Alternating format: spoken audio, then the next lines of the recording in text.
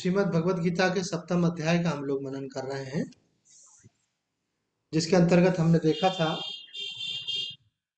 कि भगवान श्री कृष्ण बताते हैं कि मेरे परम भाव को नहीं जानने के कारण लोग मुझे एक सामान्य व्यक्ति की तरह समझते हैं। ऐसे लोगों के लिए भगवान ने कहा कि ये लोग बुद्धिहीन है।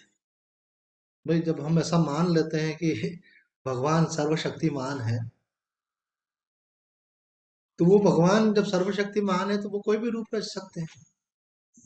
तो अगर वो कृष्ण रूप में आते हैं तो वो कौन है? वो भगवान ही है। कई लोग बोलते हैं कि ये बात थोड़ी गले नहीं उतरती है कि एक देहधारी भगवान कैसे हो सकता है। वो इस बात को नहीं समझ पा रहे हैं कि वो जो सर्वव्यापक सच्चिदानंद स्वरूप ब्रह्म है, परमात्मा है, वो कुछ भी कर सकता है। और हमको तो अभी एक शरीर के धारण में भी प्रश्न उत्पन्न हो रहे हैं, लेकिन ये सब देखा जाए तो हमारा शास्त्र बोलता है ये सारे शरीर उन्हीं के ही हैं। वो परमात्मा ही सब रूपों में प्रकट हुआ है। लेकिन पहले आप एक शरीर को तो स्वीकार करें, तब आप उनके व्यापक स्वरूप को भी अनुभव कर पाएंगे। विश्व रूप का मतलब भी यही है कि परमात्मा सभी रूपों में परमात्मा ही है। जैसे सोने से उसका गहने बनते हैं, तो गहनों का उसका एक्चुअल कंटेंट क्या है? सोना। नाम रूप जो है माया के कारण दिख रहे हैं, वो बदलते रहते हैं, लेकिन उसका जो तत्व है सचिदानंद, जो अस्थि भांति प्रिय रूप से व्याप्त, वो सदा एक रस बना रहता है। तो भगवान बोल रहे हैं कि परम भावम न जाना, तो कि मेरे परम भाव को नहीं जानने के कारण लोग मुझे साधारण मनुष्य की तरह मान लेते हैं। है ना? भगवान का अवतार होता है तो लोग पहचान नहीं पाते।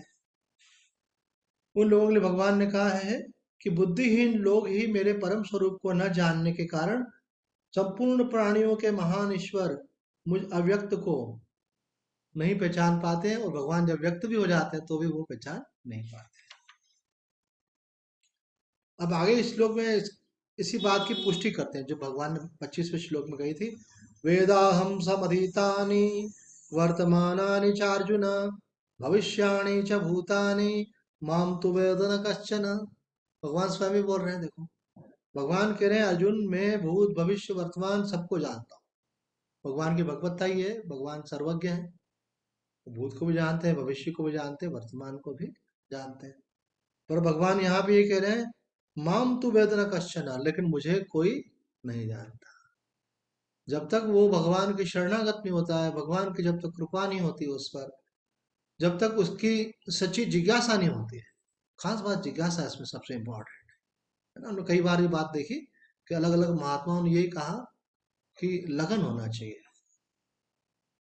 आप हमारे सामने बैठे हैं, आपको याद होगा हम एक संत के पास जाते थे, दादा गुलाब सिंह उनका नाम था। तो वो एक बढ़िया शेर बोलते थे। बोलते हैं, अगर तलब हो तो दोनों जहां से मिलता है, और तलब ना हो तो कहीं से कुछ नहीं मिलता है। तो कृपा भी जिनको जिज्ञासा होती है, मुमुक्षा होती है, उन्हीं पर हो पाती है। बोले भाई, मुमुक्षा मतलब मुक्त होने की इच्छा, जिज्ञासा मतलब जानने की इच्छा, है ना, अभिप्सा मतलब भगवान को पाने की लालसा। तो इसकी पहचान क्या है? इसकी सीधी सी पहचान है कि अगर आप परमात्मा की तरफ जाना चाहते हैं, तो जो भी उसमें, कोई ऐसा तो होता नहीं, कोई भी चीज इजी नहीं होती है। संसार का कुछ उपलब्धि भी इजी नहीं होती है। आप धन भी पाना चाहो, पद भी पाना चाहो, है ना। मानो अभी चुनाव हुए, योगी जी मुख्यमंत्री बना, तो कोई बच्चों का खेल था मुख्यमंत्री बनना? कितनी रुकावटें थी, कितनी बाधाएं थी, कितना खींचतान थी, कितने लोगों ने दुष्प्रचार किया होगा। उन सबका विरोध करते हुए एक पूरी बीजेपी की टीम लगी थी, तब जा करके, है ना, इतना प्रचार किया, लोगों को जगाया, और फिर जा करके उसके बाद भी भगवान की कृपा। तो संसार में वो जो पद स्थायी नहीं है, जो केवल अभी 5 वर्ष के लिए है, और इन बिटवीन भी कई चीजें आ जाती हैं। कई बार कोई बहुमत इधर उधर हो गया तो भी गड़बड़ाती है चीजें। तो संसार की चीजों को पाने के लिए कितना संकल्प लगता है, आप सोचो ना। आप थोड़ी देर के लिए इमेजिन करो कि आपको मुख्यमंत्री बनना है उत्तर प्रदेश का। कितना आपको संकल्प चाहिए। आपकी नींद, आपकी भूख, सब चीजों को किनारे रख दोगे। संबंध, मुझे बनना है तो उसके लिए क्या क्या करना है, वो सब चीजें मेरे को अंदर से तैयारी करो। तो आप परम पिता परमेश्वर से मिलना चाहते हो, जिसको, जिससे बड़ा कोई अभियान ही नहीं हो सकता, जिससे बड़ी कोई उपलब्धि नहीं हो सकती है। और हम इतने ढीले ढाले लगे हुए हैं कि हो जाए तो ठीक है। तो भगवान बोलते इतनी जल्दी तो होगा नहीं मेरी माया बहुत प्रबल है। तो मेरी माया में अभी तुम राजी हो रहे हो तो ठीक है। ऐसा है। अभी हम पढ़ रहे थे अब्दुल कलाम के लिए कि उनको मैसेज हमने शेयर भी किया अभी जयमा ग्रुप में। तो अब्दुल कलाम को एक प्रपोजल आया ऐसा कि आप नासा के अध्यक्ष बन जाइए। अंतर्राष्ट्रीय संस्था आप जानते हैं, शोध संस्थान है विज्ञान का, अध्यक्ष बन जाइए। और भारत में आपको जहां भी जो कार्य करते हैं उसके लिए जो पैसा मिल रहा है वो ऑफर ऐसा नहीं था कि बढ़ा करके दे देंगे, 100 गुना ज्यादा देंगे। कंपनियां हैं, देश है बड़े बड़े। तो उन्होंने कहा कि मैं पैसे करूंगा क्या।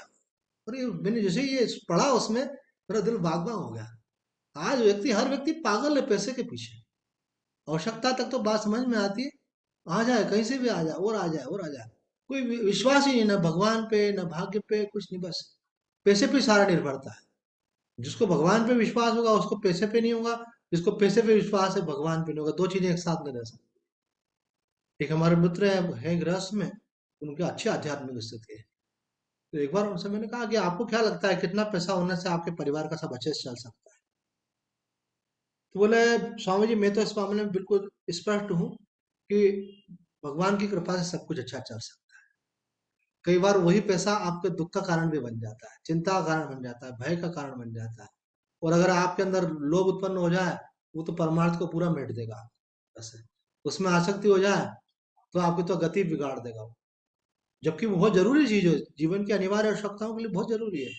लेकिन अगर उसी में मन अटक जाए तो मनुष्य जन्म बेकार कर देगा। कितना सुंदर उत्तर दिया उन्होंने, आप ध्यान दें। उन्होंने उत्तर दिया कि मैं तो ऐसा सोचता हूँ परिवार सब अच्छा चलने के लिए भगवान की कृपा की अपेक्षा है। ये सुलझा हुआ दिमाग है, नहीं तो आदमी का मन थोड़ी देर के लिए पैसे की बात हो रही है और पूछा ही जा रहा तो आदमी बोलेगा हाँ। कई बोलेगा मुझे नौकरी मिल जाए तो हो जाए, मेरा परिवार अनुकूल हो जाए तो मेरे को, है ना, ये सब ऐसा ऐसा हो जाए तो कुछ भी, मतलब आदमी शर्तें रखता है भगवान के साथ में। और सशर्त प्रेम जो है वो समर्पण नहीं कहलाता है। भगवान से प्यार जो है शर्तों पे नहीं होता है। बोले हम तो आपके हैं भगवान, अब जैसा जाहि विधि राखे ना, हम तो राजी है। तो भगवान बोलते तू मेरा है, तू जानता है मैं कौन हूँ। बोलो सारे ब्रह्मांड का नायक हूँ मैं, सबको उत्पन्न करने और पालन करने वाला हूँ। मेरे में कभी किसी चीज की कोई कमी नहीं और तू मेरा हो रहा है। अब तू इतनी बड़ी बात कहने जा रहा है कि तू मेरा हो रहा है तो फिर तेरे को कोई कमी कैसे रह सकती है। अब मेरी जिम्मेदारी है तेरा पालन करना। संसार में अगर आप किसी को सरेंडर कर दो कि जो आप कहेंगे हम करेंगे, तो आदमी की नींद खराब हो जाएगी कि अरे ये व्यक्ति मुझे इतना प्यार करता है, इसने अपने आप को सरेंडर कर दिया। अब जो मैं बोलूं, पहले तो परीक्षा लेगा, वो भी ऐसा थोड़ी है। परीक्षा लेगा आपकी और फिर देखेगा नहीं हाँ ये खरा उतर रहा है, तो उसको लगेगा अब इसकी जिम्मेदारी मेरे ऊपर है, अब इसका जो भी कुछ है मुझे करना है। हालांकि वो खुद लिमिटेड पावर वाला है पर फिर भी उसके मन में ऐसा आएगा। और आप अनलिमिटेड की शरण हो जाए तो फिर क्या बात है। कई लोग तो भगवान को ऐसा समझते हैं कि हम केवल एक कोई रिचुअल फॉलो कर रहे हैं, कोई रूटीन फॉलो कर रहे हैं। और भगवान तो हमारी अप्रोच से बहुत दूर है। कोई हमारा भगवान तक क्या आवाज पहुंचेगी। ये बिल्कुल गलत है, ऐसा सोचने के कारण ही भगवान से दूर है। हमारा शास्त्र बार बार बोल रहे हैं कि परमात्मा सर्वव्यापक है और परमात्मा सर्वज्ञ है, सब जगह है और आपकी हर दिल की बात को वो जानता है। कबीर साहब जी बोलते हैं चींटी के पैर में जो घुंघरू बंधे तो वो भी वो सुनता है। हमारे मन की हर बात वो सुन रहा है। तो बोले क्या उसका हमारे साथ पर्सनल इंटरेक्शन है, पर्सनल इन्वॉल्वमेंट है, हमारे बारे में व्यक्तिगत रूप से जानते होंगे क्या। इतना बड़ा ब्रह्मांड, इतने बड़े ब्रह्मांड के नायक, यही तो भगवत्ता है उनकी। वो एक समय में सब कुछ जानते हैं, मनुष्य नहीं जान सकता, भगवान जान सकते हैं।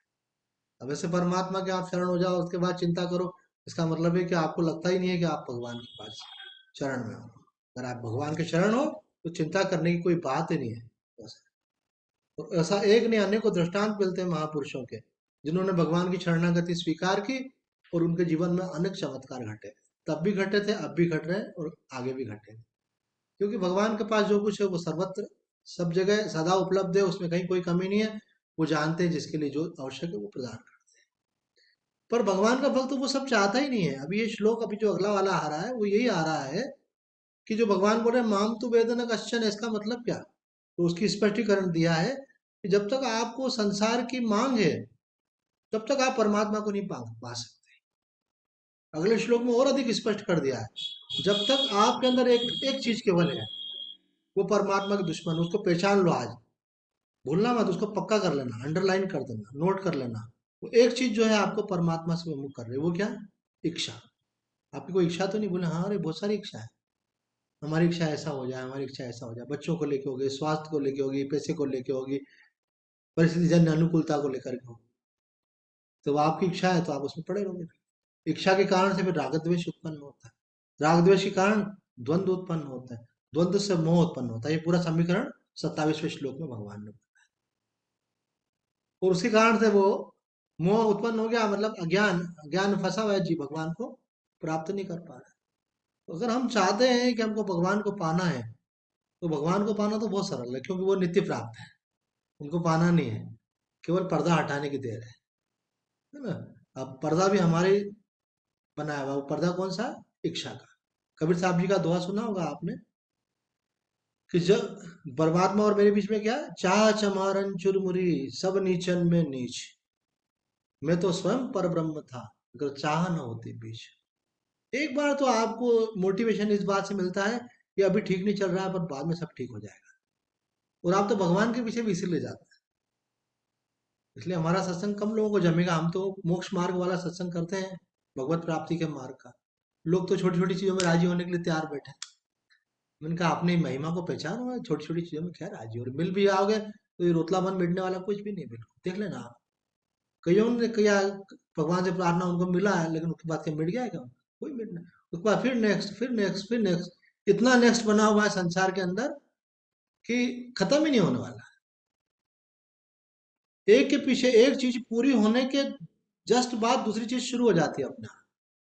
संतान उत्पन्न होने के बाद ही उत्पन्न हो जाएगा कि स्वस्थ रहे, स्वस्थ होने के बाद इच्छा है शिक्षित हो, शिक्षित होने के बाद शिक्षा में सफल हो, उसके बाद उसका चरित्र अच्छा हो। कोई कमी है क्या एक के बाद एक? आप भगवान पे भरोसा रख के अपना जो कर्तव्य है उसका पालन करो। केवल संतान के लिए बात नहीं, किसी भी क्षेत्र में। हमारा पूज्य स्वामी जी कहते थे कि this thing equally applies to अध्यात्म आल्सो, परमार्थ आल्सो। कि परमार्थ में भी आपको अपने मोक्ष को लेकर के, भगवत प्राप्ति को लेकर के बार बार खोद करके नहीं देखना है मैं कहाँ तक पहुंचा, मैंने प्रभु को छोड़ दिया, मैं तो प्रभु का हो गया, मैं तो प्रभु का भजन करूंगा बस। अभिप्सा आप अंदर जगा लें। तो आपको त्याग क्या करना है, हम आपसे पूछते हैं कि एक चीज का त्याग करना, वो क्या है? इच्छा। और इच्छा को किस प्रकार से त्याग करना है? भगवत विश्वास के द्वारा, कि भगवान जो करेंगे अच्छा करेंगे। गीता सार में जो बातें कही जाती है उसमें एक बात क्या कही है? जो हुआ अच्छा हुआ, और जो हो रहा है अच्छा हो रहा है। एक मिनट के लिए तो आप डाउन हो जाएंगे, क्योंकि अभी तो मोटिवेशन इच्छा के कारण बना हुआ है, लेकिन जैसे ही आप इच्छा को छोड़ेंगे आप देखेंगे और ये क्या हुआ, एक अनावश्यक तनाव, भय, असुरक्षा मैंने ले रखी थी इच्छा के कारण, उसके जाते से ही तो बाल मत आनंद आने लगा, जीवन खिल उठा। और मैंने खुद अपने ऊपर परेशानियां डाल रखी थी, आपको समझ में आएगी ये बात। उसमें कितना भगवान ने गीता में बोला। एक बार हम जब यहाँ खातेवाला में, आपको याद है, प्रवचन करते थे रेगुलर, तो माता जी जो है रोज वहाँ की कैसेट सुनती थी। बोले आप तो मुझे कैसेट का ब्लास्ट दो, उस समय कैसेट रिकॉर्ड होती थी, 20-25 साल पहले की बात बता रहा हूं। तो बोले कितना रिपीट करते हो आप? तो मैंने बोला मैं नहीं रिपीट कर रहा हूँ, भगवान श्री कृष्ण रिपीट कर रहे हैं। तो बोले आप बार बार इच्छा के त्याग के ऊपर बोलते हो। मैंने कहा भगवान ने बार बार इच्छा के त्याग के, हमारा शास्त्र कहता है कोई महापुरुष अथवा स्वयं भगवान अगर कोई एक बात को बार बार बोले, इसका मतलब क्या है? वो बात बहुत महत्वपूर्ण है, इसलिए बार बार बोली जा रही है। उनकी कोई बुद्धि में ये नहीं है कि विस्मृति हो जाती है इसलिए बार बार बोलते हैं, बल्कि इसलिए बोलते हैं कि it is most important factor. उसको आप इग्नोर नहीं कर सकते, इग्नोर करके आप आध्यात्म में नहीं जा सकते। आपको परमात्मा पाना है, बोले परमात्मा को भूल जाओ, अभी आप पहले एक बात ध्यान रखो, मुझे कोई इच्छा नहीं करनी। आप देखो, आप अपने अस्तित्व परवाह करेगा आप। अभी इच्छा करके आपको खुद को समझ में नहीं आएगा कि मैं इच्छा क्या करूं जिससे मैं सुखी हो जाऊंगा, क्योंकि आपके खुद के गणित उल्टे बैठ जाते हैं। और भगवान जो है अपना, भगवान मैं तुम्हारी शरण हूं, जैसा आप रखोगे मैं खुश। फिर आप देखो कैसा आनंद, हल्कापन आ जाएगा। अभी अनावश्यक दबाव बना मन पे बना रखा हम, वो सब खत्म हो जाएगा। दूसरा, प्रतिकूलता आदमी को दुख नहीं देती है, प्रतिकूलता वो नहीं चाहता है इसलिए दुख होता है। अगर मानो मैं चाहता हूँ कि ये बिटिया आए सत्संग में, तो नहीं आएगी तो मुझे परेशानी है। उसके नहीं आने से परेशानी नहीं हो रही है, परेशानी क्यों हो रही है कि मैं चाह रहा हूँ, ऐसे संसार की कोई भी आप इच्छा करोगे तो पूरी नहीं होगी तो तकलीफ होगी, अगर इच्छा ही नहीं करो तो तकलीफ कहाँ है? आप सहज स्वाभाविक आनंद में हो, आपका स्वरूप आनंद है ऐसा। तो यहाँ पे देखो भगवान क्या कह रहे हैं कि जो है मैं तो सबको जानता हूँ लेकिन मुझे कोई नहीं जानता। माम न वेद, माम तो वेद न कश्चन। इसके तीन उत्तर दिए हैं उड़िया बाबा जी ने यहाँ पे। पहला उत्तर तो दिया है, कश्चन शब्द का अर्थ यही करना चाहिए मेरे भक्तों के अतिरिक्त कोई मुझे नहीं जानता।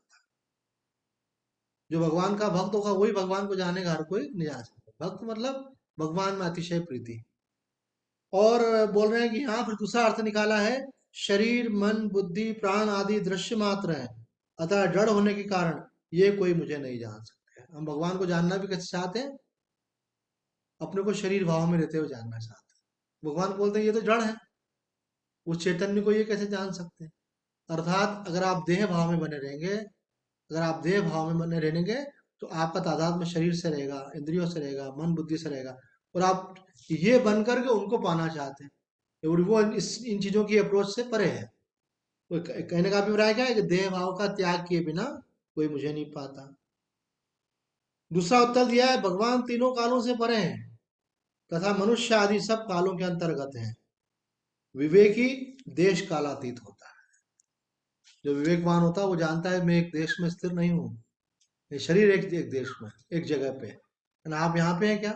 तो आप बोलेंगे "हाँ, अगर हूँ", तो इसका मतलब क्या, आपने वो शरीर के रेफरेंस में बोला। लेकिन अगर आप विवेक पूर्वक बोलेंगे, बोले नहीं आप यहाँ पे क्या, बोले नहीं मैं यहाँ नहीं हूँ, मैं तो सर्वत्र हूँ। बीइंग है आत्मा में सर्वत्र हूँ, तो सर्वत्र हूँ तो आप विवेकी हैं। और अगर आप बोलते हैं मैं एक देशी हूँ, इसका मतलब आप देहाध्यास में हैं। तो यहाँ भगवान कह रहे हैं जो विवेकी होता है वो देश कालातीत होता है, इसलिए वह उन्हें जान सकता है। जो विवेकी है वो जान सकता है, अविवेकी नहीं जान सकता। कौन जान सकता है? विवेकी जान सकता है। भगवान माम तो वेदना कश्चन का मतलब है कोई भी देहाध्यास से ग्रस्त व्यक्ति, देह भाव में लिप्त व्यक्ति, अपने को शरीर मानने वाला व्यक्ति मुझे नहीं जान सकता, विवेकी जान सकता है। आपने देखा होगा जो देह भाव में रहता है ना, जीव भाव में रहता है, उसके अंदर एक थॉट रहता है, इसको आप बहुत ध्यान से पकड़ना। क्योंकि कई बार कौन सी बात किस ढंग से अपने को समझ में आ जाए। यहाँ पे बाबा बोल रहे हैं जब तक मैं कुछ हूँ ऐसा अभिमान रहता है तब तक उन्हें कोई नहीं जान सकता, भले ही वह साक्षात ब्रह्मा ही क्यों ना हो। ब्रह्मा जी भी भ्रमित हो गए थे ना भगवान श्री कृष्ण की लीला को देखकर। तो यहाँ कह रहे हैं कि आप थोड़ा ध्यान दें इन बातों। भगवान ने इतने सारे सूत्र दिए हैं कि कहीं से तो कोई पकड़ में आए। तो जो कोई व्यक्ति गिरा पड़ा उठना चाहता है तो चारों तरफ से भगवान हाथ दे रहे हैं कि कहीं से तो कोई सूत्र पकड़ो मेरा, मैं तो तुमको उठाना चाहता हूँ। देखो पहले इच्छा वाला सूत्र दिया, उसके बाद भक्ति का सूत्र दिया, मेरा भक्ति वो बिना नहीं जानता है। अब फिर यहाँ पे बोल रहे हैं कि जो देहाध्यास में वो मुझे नहीं जानता। अब एक और सूत्र दे रहे हैं, देखो एक के बाद एक, ये बाबा की कृपा है, देखो कितना सुंदर उसका अर्थ खोल रहे हैं। तो वो बोल रहे हैं यहाँ पर कि जो अपने को कुछ मानता है, हर व्यक्ति अपने को कुछ न कुछ मानता है, अपने प्रति कुछ न कुछ उसके अंदर अपने प्रति कुछ एक मान्यता है कि मैं ये हूँ मैं वो हूँ। उन मान्यताओं में कुछ विशेष मान्यता की भावना हो जाए तो अहंकार हो जाता है श्रेष्ठता का, पर उसको भी भगवान की प्राप्ति नहीं होती है। लेकिन उसके कॉन्ट्ररी जो दूसरा है, जो अपने को हीन भावना से ग्रस्त है, उसके लिए तो और डिफिकल्ट होता है। कहता है वो भी भगवान को नहीं पा सकता। वो बोलता है अरे मेरे में तो कोई योग्यता नहीं है, मेरी तो किस्मत खराब है, मेरा तो मेरी तो परिस्थितियां खराब है। जो रोतले टाइप के होते हैं, तो सत्संग रोतलेपन से बाहर निकाल देता है। अगर आप ईमानदारी से सुनोगे, सिंसियरली सुनोगे, तो भगवान इसे बाहर कर देना बिल्कुल। तो वो यहाँ बोल रहे हैं जो अपने को कुछ मानता है वो परमात्मा को नहीं पा सकता। आपको ये अपनी एंटिटी सेपरेट एंटिटी बना के नहीं रखनी है। ये सेपरेट एंटिटी क्यों बनती है? देह भाव कारण बनती है। आप मन से जुड़ेंगे तो आप मानेंगे कि मेरे में ये योग्यता है या योग्यता, या तो विशेषता मानेंगे या तो विशेषता का अभाव मानेंगे, कमी मानेंगे। तो अपने में अच्छाई मानना या कमी मानना ये सब क्यों आता है? मन के साथ जुड़ने से। हम मन है ही नहीं, हम मन के साक्षी हैं। एक बड़े विद्वान गीता भवन में सत्संग में आते रहे लगातार, तो वो बोलते थे मैंने शंकराचार्य संतों का बहुत सत्संग किया। हमारे निवास पे ठहरते थे महाराज जी, अपने शंकराचार्य वर्तमान उनके पूर्व शंकराचार्य की बात बता रहे थे। तो वो बोले वो हमारे निवास पे ठहरते थे, हमने बहुत सेवा और सानिध्य प्राप्त किया। स्वामी जी मैंने जो पूरा जीवन भर सीखा और समझा ना, आप तो 15 मिनट के सत्संग में सब वो 15 मिनट के ध्यान में सारा बोल डालते। बोले वो तो जिस्ट है पूरा। तो मैंने कहा इसीलिए तो बोलते हैं, अगर आप ध्यान में बैठते हो और बार बार कोई एक एक महिला ने मुझसे पूछा कि स्वामी जी रोज रोज आप एक ही बात बोलते हो, हम शरीर नहीं, हम शरीर के साक्षी हैं। हम मन नहीं, हम मन के साक्षी हैं। हम प्राण नहीं के साक्षी हैं, हम आत्मा। स्वामी ये एक ही बात रोज रोज सुनने से कुछ फायदा होता है क्या? वो तो उन्होंने कैसेट ले ली थी हमसे, तो घर पे भी चलाती थी वो रेगुलर। बोले नियम था डेली। बोले कभी कभी ऐसा आप जैसे 6 महीने साल 2 साल में एक बार आ ही जाता है था कि रोज रोज ये सुनने से अब कोई बच्चा भी आज एबीसीडी पढ़ लेता है तो बोले फिर आगे क्या पढ़ो। अब 10 तक क्या पहाड़ा सीख लिया तो बोले अब 11 से आगे सीखो। बोले एक ही चीज, मैंने बोला ये एक ही फर्स्ट एंड फाइनल है।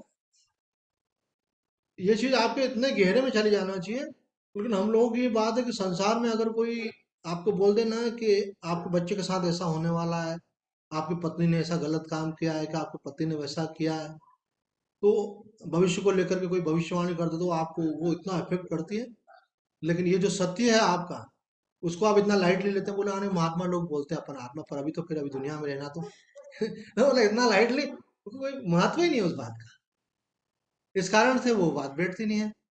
मैं उस दिन एक प्रसंग सुना रहा, सुनाता सुनाते रह गया। दिल्ली के पास एक जगह में जाया करता था सत्संग करने के लिए। तो वो उस शहर के लोगों में मेरे को एक महिला बड़ी विचित्र लगी। बिल्कुल ऐसे अलमस्त जैसे दिखे।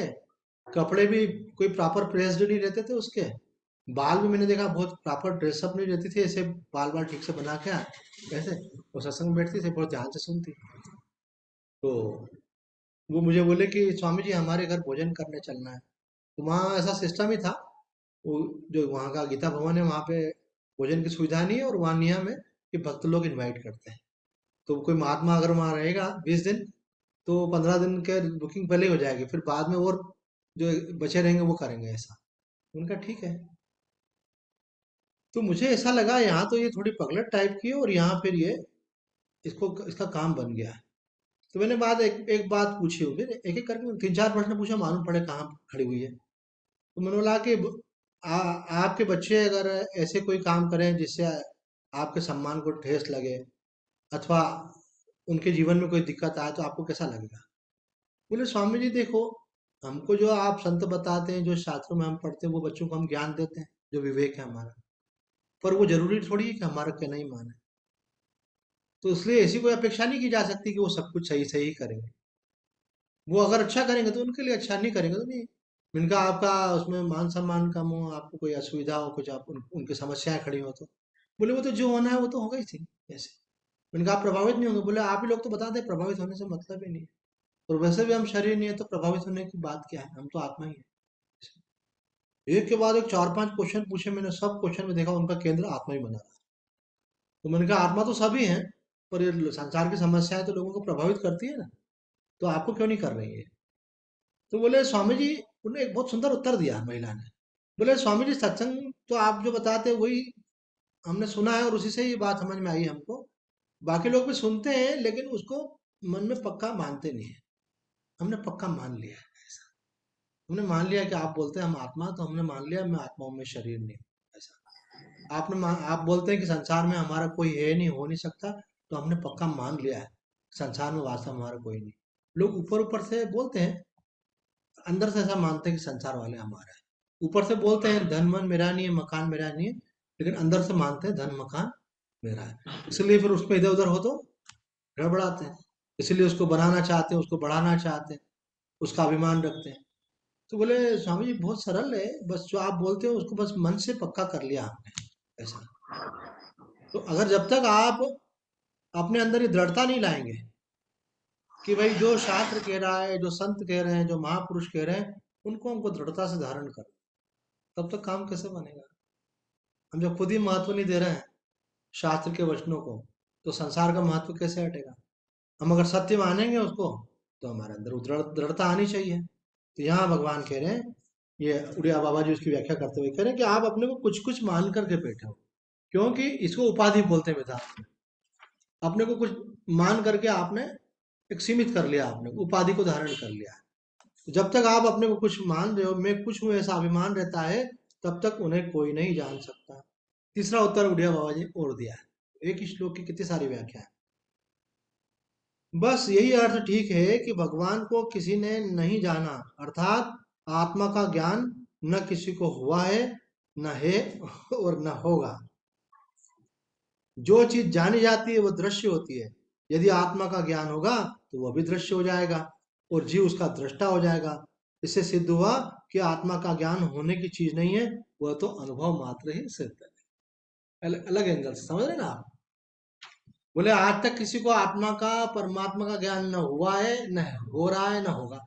अगर होगा तो वो तो दृश्य हो जाएगा आपका, वो जड़ हो जाएगा और आप उसके जानने वाले हो जाएंगे, आप बड़े हो गए। यद दृश्यम तद जड़म। तो ब्रह्म ये मेरे को जब शंकराचार्य जी की शरण में गया था तो सबसे पहले मुझे उत्तर उन्होंने यही वाला दिया। मैंने कहा महाराज जी ब्रह्मानुभूति कैसे हो। तो महाराज जी ने सोचा कि प्रश्न बहुत बढ़िया पूछा है इसने। तो वह शंकराचार्य मठ के जो पीठ पंडित हैं रविशंकर जी, तो उन्होंने बोला इधर आओ, ये प्रश्न पूछ रहे हैं, आओ तुम लोग भी सुनो। दो तीन ब्रह्मचारी से उनको ही बुला लिया, बाकी पब्लिक सब प्रणाम करके गई। उसके बाद महाराज जी ने बोला पूछो क्या पूछना है। मैंने पूछा तो दो चार जो और साधु थे और वो पंडित जी सबको बुलाया, बोले बैठो। तो महाराज जी ने कहा कि ब्रह्म का अनुभव, ब्रह्म का साक्षात्कार, आत्मा का साक्षात्कार कभी होता नहीं।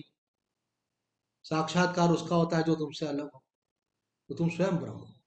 ये है महाराज जी। तो मैंने कहा महाराज जी, अब वेदांत तो सुना हुआ था, पढ़ा हुआ था, वर्षों से उसी में थे लगे। तो मैंने कहा महाराज जी हैं तो सही, लेकिन वो निष्ठा नहीं बनती है, देह भाव बन जाता है। बोले निष्ठा इसलिए नहीं बनती कि गुरु के वचनों में विश्वास नहीं होता है। विश्वास करो तुम वो हो तो उसमें स्थिति हो जाए। अब मैंने सोचा अब क्या प्रश्न पूछूं, जब महाराज जी ने बोला तुम हो ही ब्रह्म है। वो फिर बात निष्ठा के आगे, फिर भी जल्दी मन मानने वाला नहीं था। तो मन का महाराज जी अभी जैसे मुझे अनुभव हो रहा है मैं शरीर हूँ, ऐसा मुझे अनुभव कैसे हो कि मैं आत्मा हूँ। ये बोले ना अनुभव का विषय है। तो महाराज जी ने कहा ये भी तुमने प्रश्न उठा दिया। प्रश्न नहीं उठाते तो पहले में ही काम बनता है कि मैं आत्मा हूँ, that's all, first and final. मैं हूँ ही आत्मा, गुरुदेव ने कह दिया।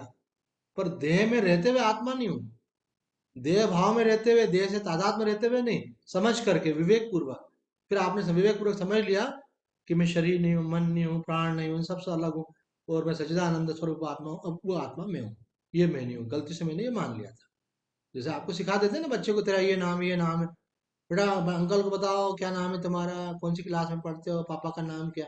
जो सिखा दिया वो बोलता है। हमको भी संसार वालों ने सिखा दिया कि तुम एक व्यक्ति हो, स्त्री हो, पुरुष हो, हिंदू हो, मुसलमान हो, ये जाति के वो जाति के। तो अपन ने वो मान लिया। अब गुरुदेव ने क्या बताया अपने को, ये सब तुम नहीं हो, ये सब शरीर के धर्म है, तुम उनसे अलग आत्मा हो। ये सब तुम्हारे पे अप्लाई नहीं करता, आपने बता दिया पक्का, फर्स्ट एंड फाइनल। तो उन्होंने कहा कि तुमने ये प्रश्न उठा दिया इसलिए फिर दूसरी चीज जरूरी होगी। अब अनुभव की बात तुमने कही, तो गुरुदेव ने एक बहुत सुंदर दृष्टांत दिया। उन्होंने कहा एक नदी के किनारे एक योगी बैठ करके समाधि लगाया करते। तो जब योगी की समाधि खुलती तो लोग आते हैं, प्रणाम करते हैं, उनसे मार्गदर्शन लेते हैं, आशीर्वाद लेते हैं। तो किसी ने कहा कि योगी राज ये जो नदी है बहुत गहरी है, कहते हैं इसके तलहटी में बड़े मणि माणिक है ऐसे। बोले हाँ हमने भी ऐसे ही सुना है। तो उन्होंने कहा कि हमने भी सुना है और आपने भी सुना है, तो आप में और हम में फर्क क्या रहा, आप तो योगी हो। तो योगी को बात लगी, बात तो सही बोल रहे हैं। तो उन्होंने क्या कहा कि संकल्प बल से नदी के जल को शांत कर दिया।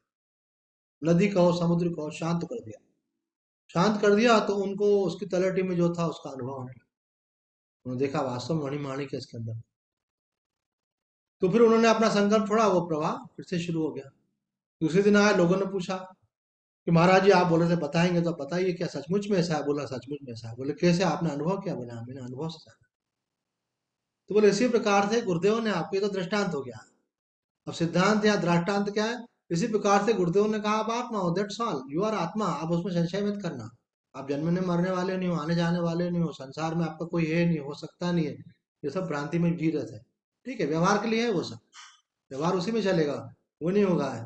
व्यवहार में तो आप में बोल के आत्मा तो काम चलने वाला नहीं, वहां तो व्यवहार व्यवहार की जगह चलेगा। लेकिन अंदर जानना है कि सब झूठ का खेल चल रहा है। लेकिन तो वहां महाराज जी बोलते हैं कि योगी ने अनुभव किया, अब आपको अनुभव करना है तो क्या करना पड़ेगा, सारी वृत्तियों को एक बार रोकना पड़ेगा। जैसे नदी का प्रवाह रोक दिया ना उन्होंने, ऐसी सारी चित्त वृत्तियों को रोकना पड़ेगा। वो रुकती कब है, समाधि काल में। जब ध्यान में आप बैठते हैं तो धीरे धीरे करके मन आपका शांत हो जाता है। जब मन बिल्कुल मौन हो जाता है तो आपको न शरीर का अनुभव होता है, न आपको वातावरण का अनुभव होता है, न आपको स्थान का अनुभव होता है, न आपको समय का अनुभव होता है। देश कालातीत अवस्था में आप चले जाते हैं और वहां एक विशुद्ध, जैसे मन रुका कि दुनिया खत्म। आप गहरी निद्रा में सोते, दुनिया रहती है क्या? एक व्यक्ति बोले मेरा भाई मर गया था, पोस्टमार्टम कराने के लिए हॉस्पिटल में था। आप सोचो, डेथ हो गई थी एक्सीडेंट से। पर मेरे को जब हॉस्पिटल में नींद आ गई तो मेरे लिए तो वहां पे ना भाई था ना दुनिया थी। पूरी नींद भी गजब चीज बनाई भगवान ने। तो नींद में दुनिया गायब हो जाती है, क्यों? मन गायब, दुनिया गायब। समाधि में क्या होता है? समाधि में मन गायब, दुनिया गायब। पर नींद में यह है कि अज्ञान रहता है, और समाधि में क्या रहता है? चैतन्यता रहता है। तो चैतन्यता होने से मन के परे जो तत्व है उसका अनुभव होता है, सजगता पूर्वक आप उसका अनुभव करते हैं। तो आप समाधि में उसका अनुभव। मैंने कहा महाराज जी समाधि कैसे लगा? हमारे प्रश्न तो रुकते नहीं है, क्योंकि हमको लगता है कि फाइनल तक पहुंचना है। लेकिन ऐसा नहीं कि बाद में सोचा अरे ये तो पूछा ही नहीं। तो महाराज जी ने कहा कि पंचीकरण नामक ग्रंथ है, उसमें परमहंसों की समाधि विधि बताई है, उस विधि से अभ्यास करो। तो मैंने कहा महाराज जी कितनी बार करना चाहिए? एक बार कि दो बार? तो महाराज जी बोले 3 बार करो। बढ़िया बात है। ऐसे तो वो जो विधि हम ध्यान करवाए आप लोगों को, हम प्रसंग निकला तो फिर भी बहुत शॉर्ट में बता देते हैं। उसमें विधि में ये बताया कि कल्प के आदि में एक केवल ब्रह्म ही था, और कल्प के अंत में एक ब्रह्म ही रहेगा। उस ब्रह्म, सबल ब्रह्म की माया से समष्टि अहम की उत्पत्ति हुई है ना, जो कॉस्मिक आई होता है भगवान का मैं, उसकी उत्पत्ति हुई। उससे जो है महातत्व की उत्पत्ति हुई। महातत्व से पंच तन्मात्राओं की उत्पत्ति हुई, शब्द स्पर्श रूप रस गंध। पंच तन्मात्राओं से पंच महाभूतों की उत्पत्ति हुई। पंच महाभूतों से हमारा सूक्ष्म और स्थूल शरीर और जगत बना। और ये वास्तव में क्या है? वो ब्रह्म ही माया के आश्रय से इस जगत के रूप में प्रकट हुआ है। और जब कल्प का अंत होता है तो क्या होता है? वो पंच महाभूत पंच तन्मात्राओं में पंच तन्मात्राएं महातत्व में, महातत्व समष्टि हम में, समष्टि हम सबल ब्रह्म में, सबल ब्रह्म शुद्ध ब्रह्म में विलीन हो जाता है। तो पहले भी एक ब्रह्म था, बाद में भी एक ब्रह्म रहेगा, और बीच में भी वास्तव में एक ब्रह्म ही है। माया के कारण अनेक रूप उपाय होकर के अनुभव हो रहा है। यह जो ब्रह्म है, जो पहले था, आगे रहेगा और अभी भी है, यही ब्रह्म भगवान का, मेरा और जगत का वास्तविक स्वरूप है। और सब मायामय है। जैसे पर्दे पर सब खेल दिखता, होता कुछ भी नहीं है। रोज टीवी देखते हो आप, यूक्रेन का युद्ध हो रहा है, रूस के टैंक आ रहे हैं, ये हो रहा है, वो हो रहा है, देख रहे हो आप। लेकिन जैसे आपने स्विच ऑफ किया, क्या वर्दा है? न तो वहां कोई टैंक है, न कुछ है। केवल आपको दिख रहे थे वहां। घर में तो नहीं आए ना आपके टैंक को वो तो दिख रहे थे आपको। तो ये भगवान के माया के कारण सब जगत दिख रहा है। योग वशिष्ठ में बड़ा जोड़ दिया है इस बात पे। इसलिए पढ़ने से वैसी वृत्ति बनती है वहां। तो ये जो है मायामय जगत, इससे आपकी वृत्ति हट करके शुद्ध ब्रह्म में स्थित हो जाए तो आपको उसका अनुभव हो जाएगा। तो फिर आपका जो ज्ञान है वो स्थिर हो जाएगा। अभी आप में प्रश्न आता है तो स्थिर हो जाएगा। और अगर आप बिना अनुभव के करना है, इसलिए अनुभव की अनिवार्यता भी नहीं है, ये भी उड़िया बाबा जी ने कहा है। समाधि की अनिवार्यता नहीं है, ये बात उड़िया बाबा जी ने कही है। आपको अगर शास्त्र में और गुरु में विश्वास है और आपकी वृत्ति स्थिर हो गई कि एक ब्रह्म है, उसके अलावा कुछ नहीं, तो समाधि अनिवार्य नहीं है। हम सनातन देव जी महाराज के साथ थे एक समय। उन्होंने कहा मैं 15 साल से कसोली हिमाचल प्रदेश में आता हूँ समाधि लगाने के लिए, तो मेरी समाधि नहीं लगी। लेकिन उड़िया बाबा जी ने मुझे कहा है कि मेरा काम हो गया, क्योंकि मेरी निष्ठा है, जो गुरुदेव ने बताया उस ज्ञान में निष्ठा है। ये सब माया का खेल है, एक ब्रह्म के सिवा कुछ नहीं। एकम ब्रह्म द्वितीय नास्ति। तो आज इतना ही कहकर अपनी वाणी को विराम देते हैं। सेवा जी कोई भजन सुनाती हो तो अच्छी बात है। श्री सद्गुरुनाथ महाराज की जय। जय। मेरा दुखड़ा तुझे सुनाऊं और तू सुनता है नहीं। मेरा दुखड़ा तुझे सुनाऊं और तू सुनता है नहीं। मन की तड़पन तू ही जाने, मन की तड़पन तू ही जाने, और जानत है नहीं। मेरा दुखड़ा तुझे सुनाऊं और तू सुनता है नहीं। खूब रुलाया जग ने मुझको, चाक दिल है कर दिया। खूब रुलाया जग ने मुझको, चाक दिल है कर दिया। चाक दिल ऐसा हुआ जो, चाक दिल ऐसा हुआ जो सिल भी तो सकता नहीं। मेरा दुखड़ा तुझे सुनाऊं और तू सुनता है नहीं। ना ही मात पिता है में, बंधु बांधव और सखा। ना ही मात पिता है में, बंधु बांधव और सखा। जाके आगे रो लूं दुखड़ा, जाके आगे रो लूं दुखड़ा। ऐसा तो दिखता नहीं। मेरा दुखड़ा तुझे सुनाऊं और तू सुनता है नहीं। नाते तो सब बन गए थे, कौन किसका है सगा। नाते तो सब बन गए थे, कौन किसका है सगा। छोड़ सब जाते हैं जिस दिन, छोड़ सब जाते हैं जिस दिन। मिलता है जब कुछ नहीं। मेरा दुखड़ा तुझे सुनाऊं और तू सुनता है नहीं। तीर्थ शिवों तुम माऊली, तू तो सुन ले अब मेरी। तीर्थ शिवों तुम माऊली वो, तू तो सुन ले अब मेरी। जिंदगी की कुछ चंद सांसें, जिंदगी की कुछ चंद सांसें, पास आती क्यों नहीं। मेरा दुखड़ा तुझे